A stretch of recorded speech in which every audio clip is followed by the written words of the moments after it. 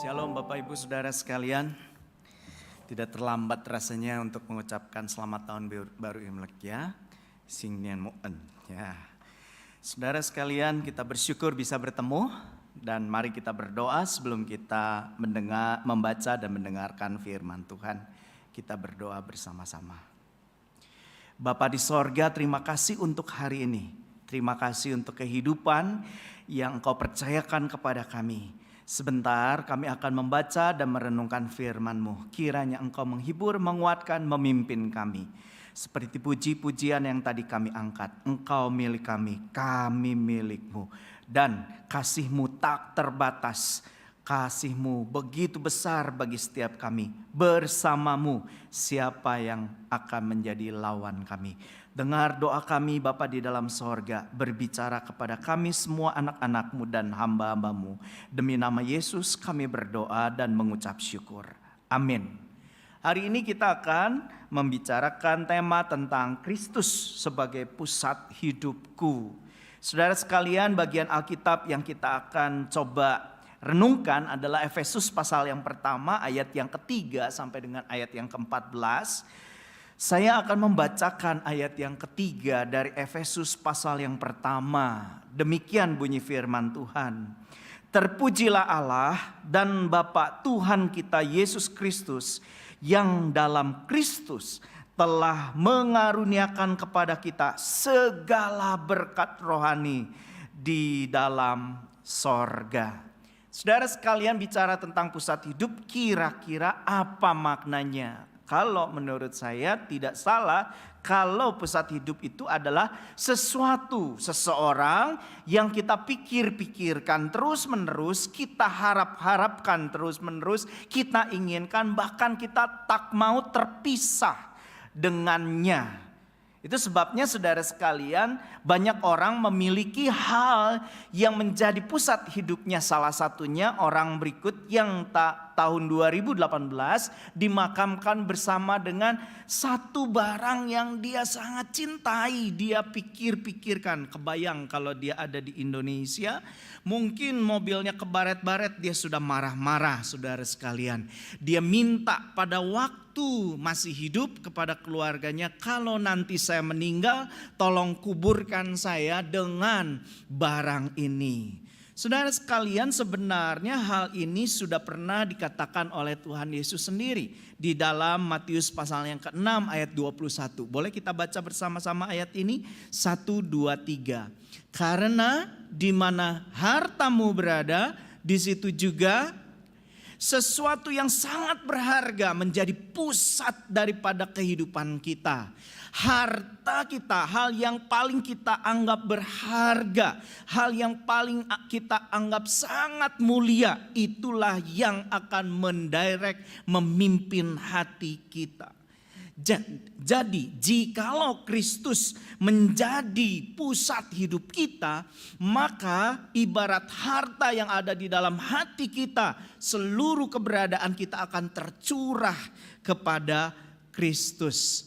Nah saudara sekalian, kita perlu bertanya, apakah atau siapakah sebenarnya yang menjadi pusat hidup saat ini? Pusat hidup saya saat ini apakah Kristus atau bukan? Waktu saya ke sekolah minggu, seringkali saya diajar bagaimana saya harus berpusat pada Kristus. Dan salah satu lagu yang sering diajarkan berbunyi begini. Apa yang dicari orang? Ada angkatan sekolah minggu saya di sini ya. Apa yang dicari orang? Uang katanya. Apa yang dicari orang? Pagi, siang, malam, petang. Jawabannya uang, uang, uang. Malu-malu ya. Uang, uang, uang. Kalimat terakhirnya bukan Tuhan Yesus. Masih nempel tuh, puluhan tahun yang lalu tuh. Siapakah yang menjadi pusat hidup saya? Adalah sesuatu yang saya inginkan. Begitu saya buka mata, saya inginkan itu. Di dalam keheningan, di dalam kesendirian, di dalam hati yang paling dalam, saya inginkan itu. Nah, saudara sekalian, ini yang kita merenungkan. Kalau kita ditanya saat ini, tentulah jawaban kita di dalam gereja, maka kita perlu mengakuinya. Wah, yang kita pikirkan Pak Henrikus ini Tuhan Yesus. Wah, haleluya. Selamat ya, Tuhan berkati ya, dan lain sebagainya. Tapi kita tahu, di dalam keberadaan kita, kejujuran kita, seringkali kita gagal dan jatuh. Pengennya begitu, tapi pada akhirnya Tuhan, pada akhirnya saya gak bisa. Oke, kalau begitu, bagaimana seseorang itu memiliki Yesus sebagai pusat hidupnya? Atau mengapa seseorang itu sulit menjadikan Kristus sebagai pusat hidupnya? Ada 3 alasan paling tidak. Yang pertama, dia tidak kenal Tuhan Yesus. Karena dia gak kenal Tuhan Yesus, bagaimana menjadikan Yesus sebagai pusat hidupnya? Jangan lupa kata mengenal di dalam Alkitab bukan hanya sekedar tahu, oh ibu kota daripada Indonesia, negara Indonesia adalah Jakarta. Bukan begitu, bukan hanya sebagai knowledge. Tapi kata mengenal di dalam Alkitab itu merangkum atau mencakup semua keberadaan kita. Yang disebut dengan mengenal Tuhan Yesus bukan hanya tahu Tuhan Yesus begitu. Bukan hanya tahu bahwa Yesus itu diperingati kelahirannya Natal, kematiannya di Paskah, bukan itu. Tapi saudara lebih dalam dari itu. Saya kasih contoh. Siapa yang kenal benda ini? Ada? Boleh angkat tangannya, ada? Waduh, sudah cukup berusia kita ya. Anak saya lahir tahun 2004 dan 2009, saya berikan gambar ini gak ngerti. What is that katanya. Nah ini telepon. Gimana caranya telepon? Mereka udah taunya udah pakai handphone. Jadi kalau kena benda ini mungkin pada akhirnya dia akan tahu, oh ini telepon. Tapi dia tidak punya bagian jiwanya, bagian dirinya yang terhisap di dalam benda ini. Tapi mungkin bagi sebagian kita, waduh ada ceritanya. Begitu kena telepon ini, benda ini lalu kita ingat, waduh dulu papa mama pacaran mungkin ya. Sampai papa mama harus tuker tuh uang kertas jadi koin. Koinnya kemudian kita masukin ya. Begitu koinnya habis kemudian ada bunyi nut nut nut. Wah kita mulai gelisah. Kita marah ketika kita harus nelfon orang tua di luar pulau. Menelpon yang penting, di depan ada yang pacaran, ketawa-ketawa. Kita lihat genggaman tangannya masih ada koin sekantong. Wah kita keki banget. Mengapa bisa kayak begitu? Karena pada zaman itu kita ada di sana, kita hidup di sana, kita mengalami. Bukan hanya tahu, bukan hanya kenal. Nah kata kenal, tidak mengenal Yesus itu bukan berarti tidak tahu bahwa Yesus adalah Tuhan yang dipuji oleh orang Kristen misalnya begitu. Tapi lebih dalam dari itu, relasi pribadi. Punya satu komitmen yang pernah diucapkan secara pribadi. Engkau adalah Tuhan dan saya adalah milikmu. Satu waktu di mana seluruh keberadaan kita, kepengetahuan kita, perasaan kita, kehendak kita pernah kita serahkan secara pribadi. Nah orang yang gak pernah punya pengalaman kayak begitu, bagaimana bisa menjadikan Kristus sebagai pusat hidup? Enggak mungkin. Aduh Pak Henrikus puji Tuhan, saya sih sudah kenal Tuhan. Saya pernah lahir baru, saya tahu masih ingat bagaimana hati saya hancur datang di dalam sebuah KKR dan minta Tuhan menyelamatkan saya mengundang Yesus sebagai juru selamatnya. Sebagai juru selamat pribadi. Wah itu hal yang bagus teman-teman. Tapi sejak kejadian itu apakah engkau dan saya bertumbuh? Sebab kalau tidak bertumbuh mungkin kita masih punya banyak pertanyaan-pertanyaan yang membuat kita saudara sekalian masih kadang-kadang suka meragukan Tuhan. Kadang-kadang kita tidak mau menjadikan dia sebagai pusat hidup bukan karena gak kenal. Tapi kita pikir benar gak sih dia ngerti? Benar sih gak sih kalau dia tuh tahu? Dulu kan Yesus lahir sebagai anak tukang kayu. Mana dia tahu urusan bisnis sekarang. Udah pakai digitalisasi lagi. Masa dia ngerti? Jadi kalau saya doa sama dia, apa dia ngerti? Nah saudaraku, pemahaman-pemahaman itu harusnya bisa terjawab ketika kita membaca Alkitab. Bahwa seluruh hikmat itu ada pada Allah. Takut akan Allah permulaan segala hikmat. Bagaimana orang Majus di dunia timur yang jauh daripada Bethlehem tahu bahwa ada raja yang akan lahir, raja orang Yahudi yang akan lahir melalui pengetahuan. Dan siapa yang menaburkan pengetahuan itu? Allah pencipta alam, Allah semesta alam ini, saudara sekalian. Dia hadir dari dulu, sekarang, selamanya. Dia punya pemahaman yang kekal. Dia tahu pergumulan saya dan saudara ketika menghadapi pergumulan seperti pada masa pandemi ini. Kalau saudara tahu itu, maka doa adalah yang relevan, yang masih kita bisa kerjakan. Menjadi pusat kehidupan. Bagi Anda yang masih mencari pacar, mencari relasi, pernah gak berdoa, Tuhan, saya gak tahu perasaan dia kayak gimana. Tuhan jagain dia. Oh, Pak Hendrikus masa dia ngerti sih? Nah, hal yang seperti inilah yang perlu kita pelajari supaya pada akhirnya kita betul-betul tidak meragukan dia.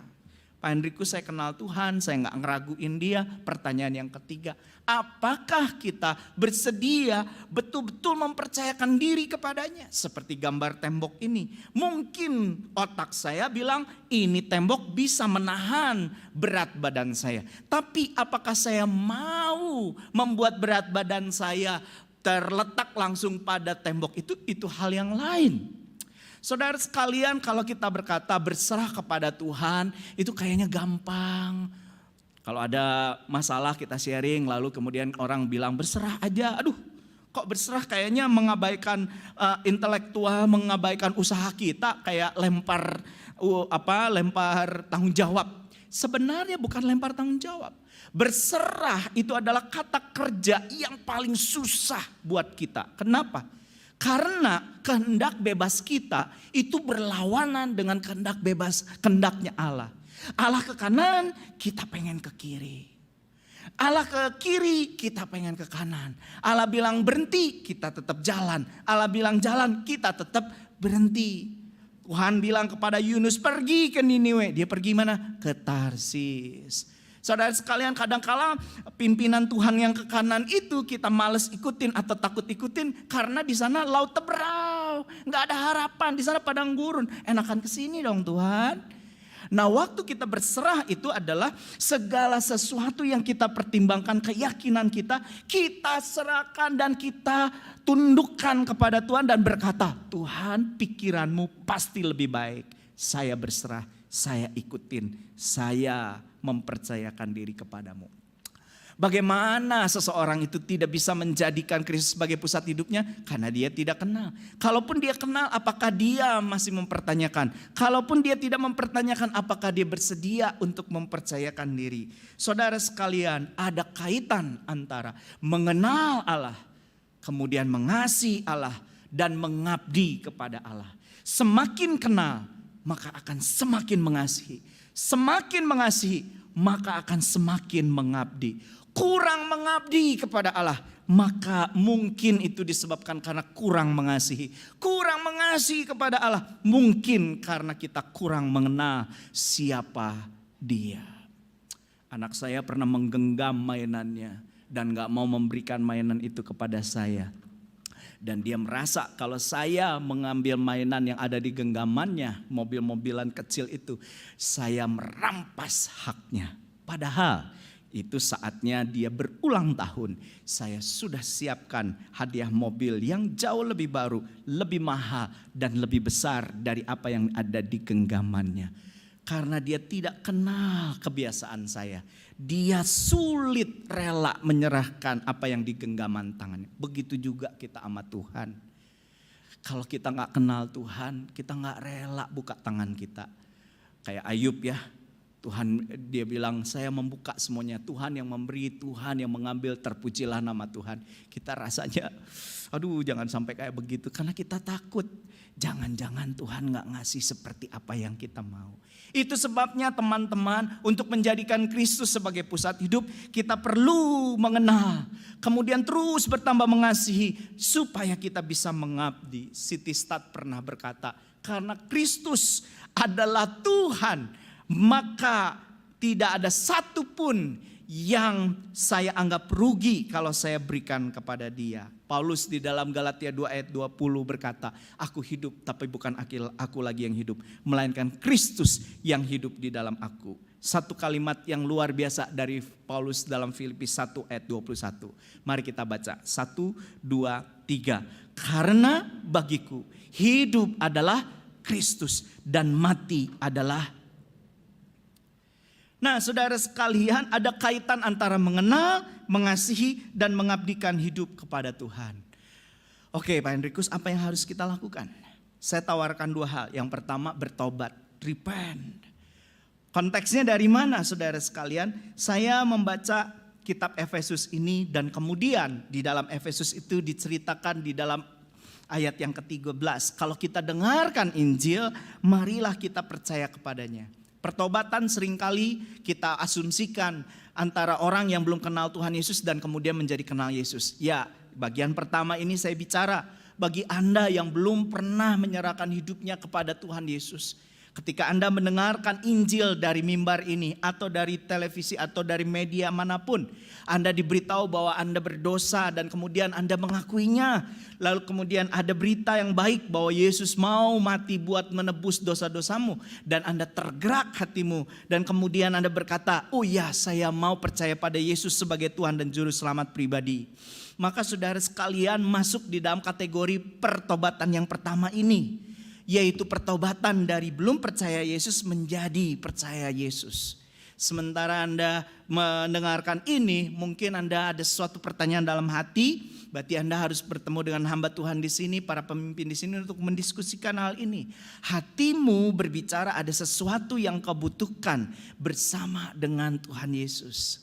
Tapi pertobatan bukan hanya di situ yang saya mau ajukan kepada kita, karena asumsi saya teman-teman semua adalah orang yang sudah percaya pada Yesus sebagai Tuhan dan Juru Selamat pribadi. Maka kita butuh pertobatan yang kedua. Pertobatan menerima Yesus sebagai Tuhan itu sekali seumur hidup, ya. Gereja kita mengakui itu. Tapi yang saya maksudkan adalah pembaruan budi yang dimaksudkan oleh Paulus di dalam Roma pasal yang ke-12 ayat yang kedua. Janganlah kita menjadi serupa dengan dunia ini, tetapi berubahlah oleh pembaruan budimu.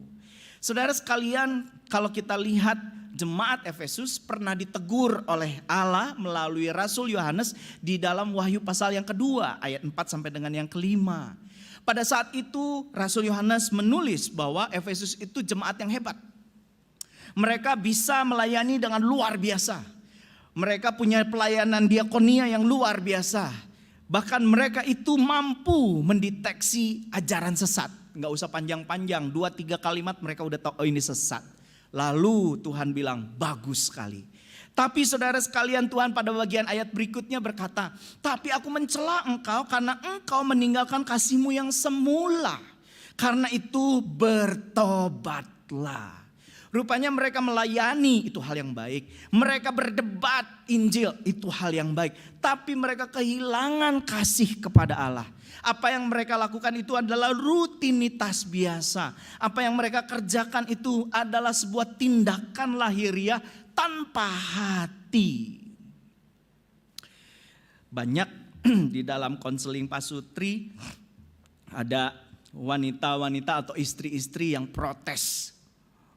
Karena suaminya sudah jarang lagi bicara tentang aku cinta padamu begitu ya. Dulu waktu pacaran kamu sering banget ngomong I love you, bentar-bentar I love you. Abis menikah mana boro-boro katanya. Bagi kaum pria mungkin punya prinsip begini, sekali aku ngomong I love you selamanya. Betul ya para pria ya? Tapi buat wanita mungkin dibutuhkan hari ini I love you, besok I love you lagi, besok lagi I love you. Ada sebuah relasi yang terus dibangun. Saudaraku pernah punya sahabat tidak? Dulu karena sering ketemu, sering ngobrol, dekat banget. Sekarang terpisah tempat, memang dekat tapi gak sedekat dulu. Kenapa? Karena ada relasi yang tidak terbangun. Ada relasi yang mandek. Nah saudara sekalian, Tuhan Yesus menginginkan kita untuk memperhatikan itu. Janganlah kita beribadah, melakukan pelayanan dan lain sebagainya tanpa relasi dengan Dia.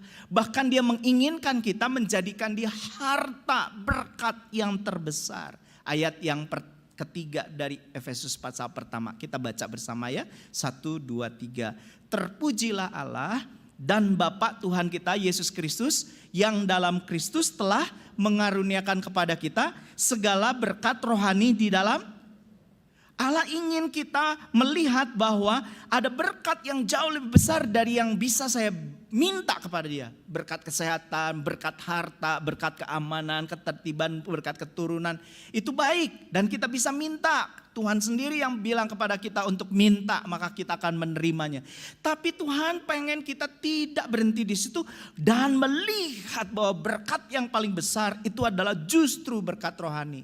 Di dalam Tuhan Yesus sebelum kita hadir di muka bumi ini, Dia sudah pilih kita. Bukan karena kita kuat, bukan karena kita kaya, bukan karena kita pintar, tapi karena kasih-Nya. Maka kita berkata, Tuhan terima kasih.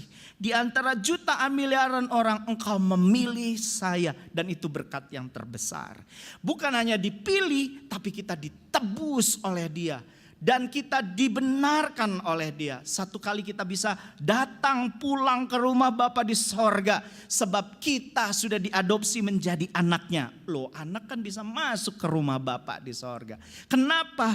Karena kita sudah ditebus oleh Tuhan Yesus. Maka itu adalah berkat yang paling besar yang Tuhan ingin kita sadari. Yang ketiga, kita bukan hanya ditebus pada masa kini, tapi disiapkan untuk masa yang akan datang. Untuk melengkapi sebuah pekerjaan mulia. Untuk melengkapi sebuah rencana kehendak Allah dari awal sampai pada akhir. Kita masih dipakai, kita masih disiapkan, kita masih dibentuk oleh Dia. Maka di dalam Efesus pasal yang pertama, Paulus menginginkan kita melihat berkat terbesar ada di dalam Kristus. Karena di dalam Kristus kita dipilih, di dalam Kristus kita ditebus, di dalam Kristus kita dikuduskan. Selaras dengan apa yang dinyatakan oleh Rasul Yohanes. Kita baca ayat ini. 1, 2, 3. Lihatlah betapa besarnya kasih yang dikaruniakan Bapa kepada kita.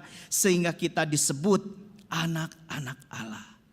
Allah mampu memberkati kita dengan kesehatan. Ya, Jehovah Jireh, Jehovah Rafa, Jehovah Shalom. Dia bisa berikan segala sesuatu. Tapi Tuhan ingin berkata, berkat yang terbesar bukan itu nak. Tapi berkat yang terbesar adalah ketika aku memanggil engkau anak.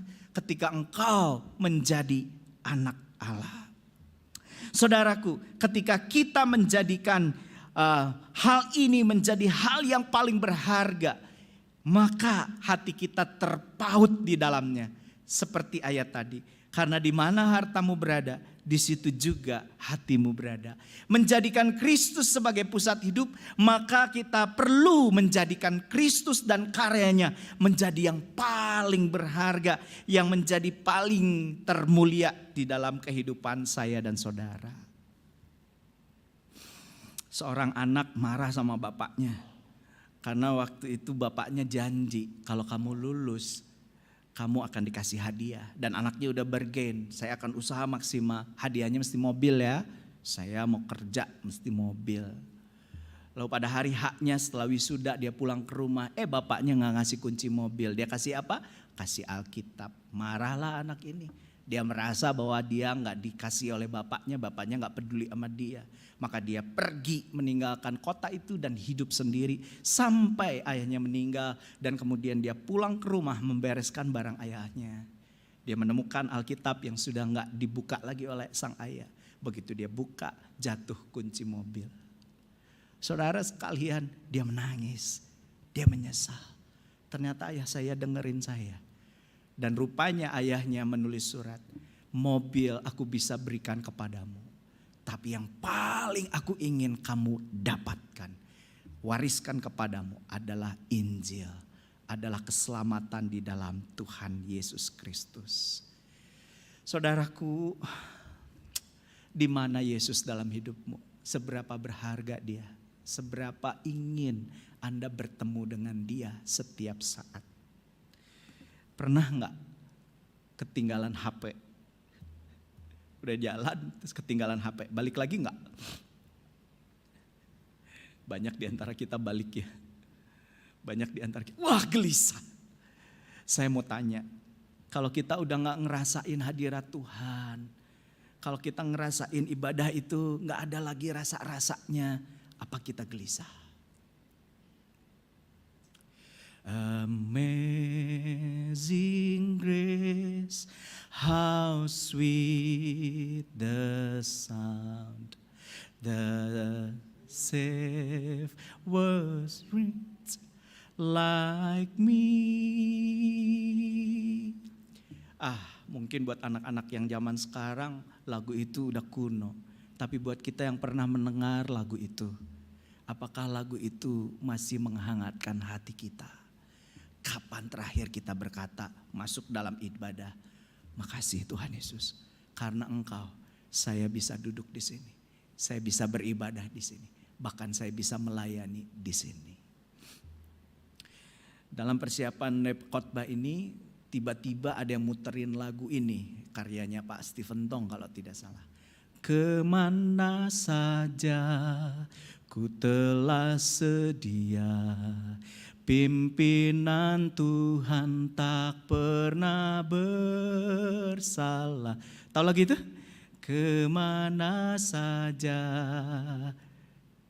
ku telah sedia, ku mau cinta yang dicintamu.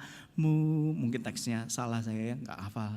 Tapi lagu itu ketika terdengar kembali, saya ingat peristiwa waktu saya SMP kelas 1. Berlutut di hadapan Tuhan dan bilang kepada Tuhan, Tuhan pakai hidup saya untuk melayani-Mu. Dengan bercucuran air mata, saya bilang sama Tuhan, Tuhan pakai saya. Lalu kemudian saya dibimbing dan akhirnya saya masuk seminari dan kemudian melayani.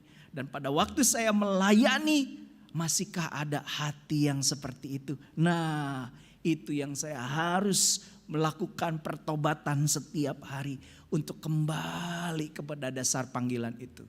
Bagi saya dan saudara, kita pun harus kembali kepada peristiwa pertama kita mengalami keselamatan di dalam Tuhan Yesus.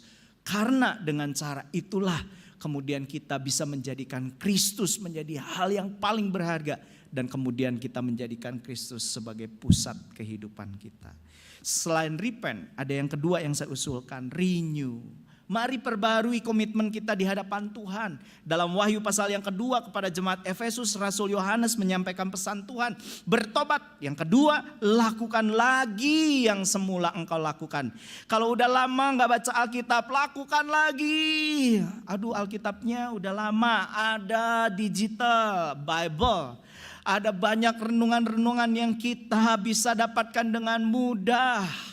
Ini masalah hati, bukan masalah alat, bukan masalah ketersediaan. Tapi jauh dari dalam hati kita. Pernah gak kita gak pengen ketemu seseorang, gak pengen ketemu bos? Apa yang kita lakukan? Segala upaya kita menghindari, betul gak? Dia naik, kita turun, betul gak? Itu bukan masalah tidak ada kesempatan dan lain sebagainya. Itu masalah hati. Itu sebabnya kepada jemaat di Efesus, Rasul Yohanes menyampaikan pesan hati Tuhan. Renew your heart, kembalikan hatimu kepada Allah. Balikkan kembali lagi ke hatimu kepada Allah. Lakukan lagi yang semula engkau pernah lakukan. Mari kita bersama-sama menyerahkan hidup kita kepada Allah dan menjadikan Dia sebagai Tuhan. Dan kemudian mengizinkan Dia sebagai Tuhan memakai hidup kita untuk kemuliaan-Nya. Lakukan lagi tekad-tekadmu yang awal dan berkata, datanglah kerajaanmu, jadilah kehendak-Mu.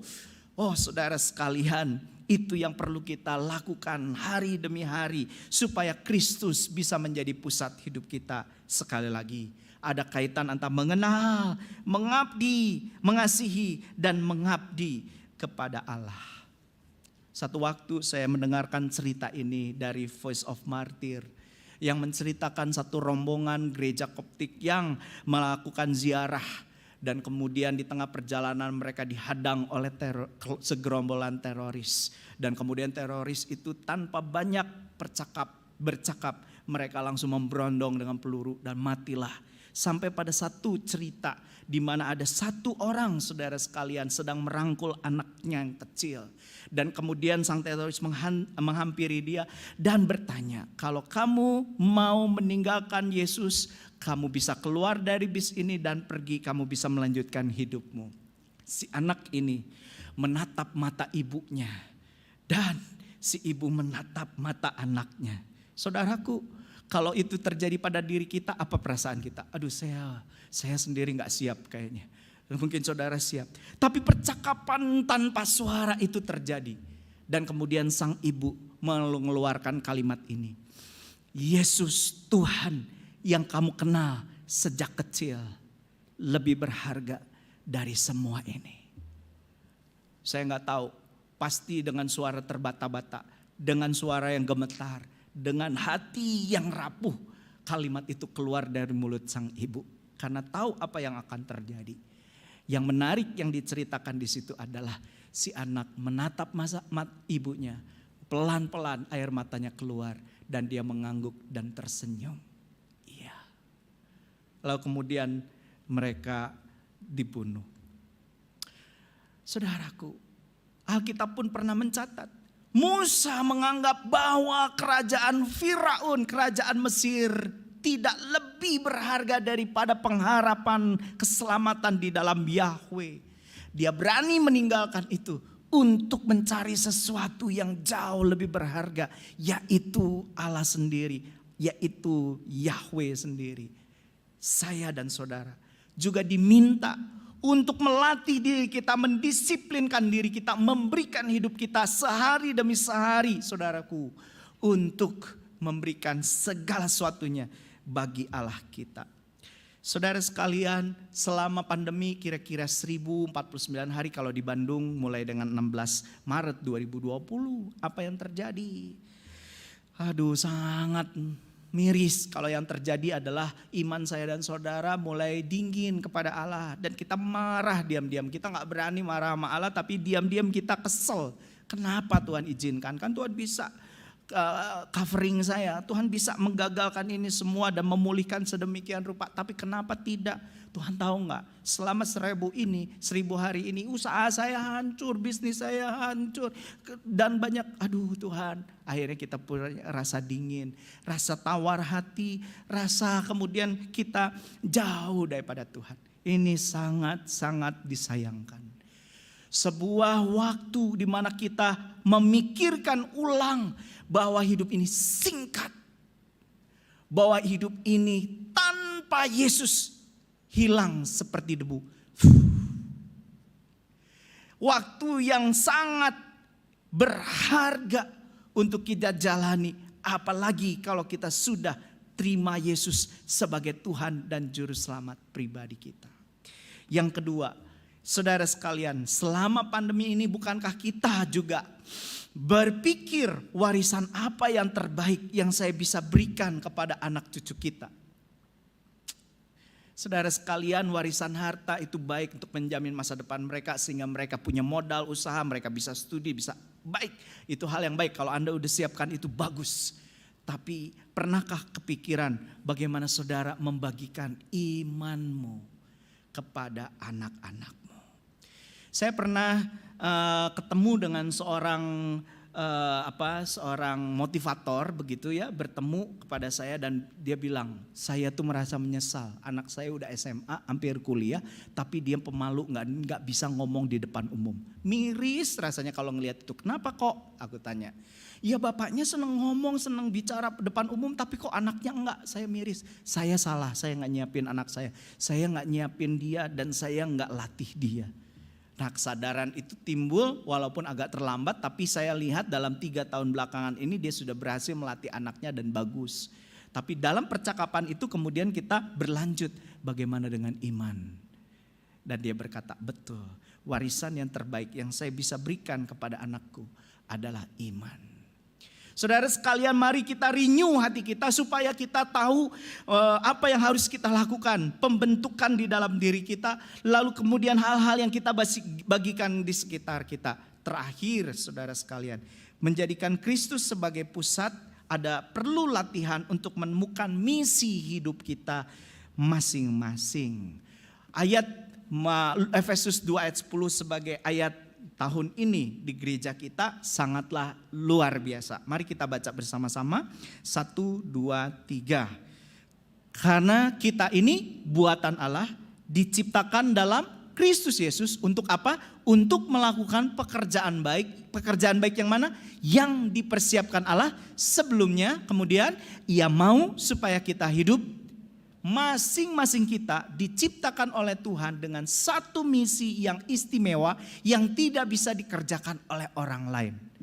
Sebuah privilege, sebuah kehormatan buat saya dan saudara untuk mengemban misi itu dan menuntaskannya. Bagi saya salah satunya adalah membantu pendidikan buat teman-teman yang ada di Indonesia Timur. Ini anak-anak di Pulau Sumba. Kami datang ke sana kira-kira 2012 dan kemudian bertemu dengan partner di sana mendirikan sekolah, dan sekolah itu diframingkan dengan sistem pemuridan. Bagaimana guru bukan hanya sekedar share ilmu pengetahuan tapi kehidupan di dalam Tuhan Yesus. Maka saudara sekalian, di situ ada sistem mentoring, kelompok-kelompok kecil, dan guru punya kewajiban untuk datang ke rumah untuk memperhatikan dan sebagainya. Nah saudara sekalian, puji Tuhan, akhirnya mereka mendapat kesempatan untuk mendapatkan kuliah atau kesempatan belajar di Universitas Kristen Maranatha di Bandung. Nah saudaraku, ini menggembirakan, tapi yang paling menggembirakan adalah ketika orang tua mereka yang belum percaya kepada Tuhan Yesus masih menyembah roh-roh, masih menyembah agama kepercayaan mereka, bisa terima Yesus karena melihat perubahan daripada anak-anak mereka. Waduh, Pak Henrikus itu kan misinya Pak Henrikus, betul. Kalau saudara tanya kenapa ke sana, ini pergumulan doa, pergumulan konfirmasi dari teman-teman semua, itu bagian saya, betul. Anda, ayat Efesus 2 ayat 10 sama berlaku saya dan saudara. Dan di dalam kerajaan Allah, saya dan saudara punya satu misi yang kita emban untuk kita tuntaskan selama kita hidup di dunia ini. Kalau Kristus menjadi pusat hidup kita, maka kita perlu bertanya kepada Dia, oh Master, oh Tuhan, apa yang Engkau ingin saya kerjakan di dalam kehidupan saya yang singkat ini. Datanglah kerajaan-Mu, jadilah kehendak-Mu di bumi seperti di sorga ini. Saya akan tutup dengan kisah dari seorang ibu yang mengirim ketiga anaknya untuk menjadi misionaris. Anak pertama dikirim, mati martir karena dibunuh oleh suku yang harus dimenangkan. Lalu berita itu sampai kepada sang ibu, maka sang ibu membawa anak yang kedua dan minta pendetanya mengutus anak ini ke tempat yang sama. Lalu anak ini juga mendapatkan perilaku yang sama dan mati menjadi martir di sana. Berita itu sampai, lalu si ibu bersedih, berduka, dan kemudian dia berkata kepada anak yang ketiga, mama pengen send kamu menjadi misionaris. Dan anak yang ketiga diutus mengalami hal yang sama saking kerasnya suku tersebut. Maka berita duka itu disampaikan kepada sang ibu. Orang yang menyampaikannya ragu-ragu karena pasti ini sangat melukai dan mendukakan sang ibu. Dan betul, waktu disampaikan ibu ini gak berhenti menangis, air matanya keluar begitu deras. Dan dia mulai meraung, wah, dan orang-orang gak bisa berani bicara lagi karena mereka yakin ibu ini sangat berduka. Setelah berhasil menenangkan diri, sang ibu ini berkata, betul, saya menangis, saya berduka. Saya berduka karena anak saya tiga-tiganya laki-laki hilang. Betul, tapi saya meraung dan lebih berduka karena saya gak punya anak lagi untuk saya send kembali ke ladang tersebut. Orang yang mengenal Allah, mengasihi Allah, ingin mengabdi kepada Allah, ingin menjadikan Allah sebagai pusat hidupnya. Dia berupaya sedemikian rupa, apapun dia kerjakan, dia lakukan karena dia rindu. Tuhan Yesus dimuliakan. Saya dan saudara mungkin tidak perlu melakukan itu, tapi mungkin ada juga yang dipanggil untuk hal itu. Tapi maukah hari ini dengan segala keberadaan kita, kita mengupayakan yang terbaik untuk Yesus boleh dimuliakan. Ibadah kita, pelayanan kita, kehidupan kita di rumah, kita upayakan sedemikian rupa untuk mendatangkan kerajaan Allah, kehendak Allah di muka bumi. Bisnis kita persembahkan menjadi wadah untuk Tuhan pakai untuk kemuliaannya. Apakah saudara bersedia? Selamat melanjutkan hidup dan semoga saya dan saudara berhasil menjadikan Kristus sebagai pusat hidup, sehingga di akhir hidup kita bisa mengatakan, sebab bagiku Kristus, hidup adalah Kristus dan mati adalah keuntungan. Amin. Mari kita berdoa.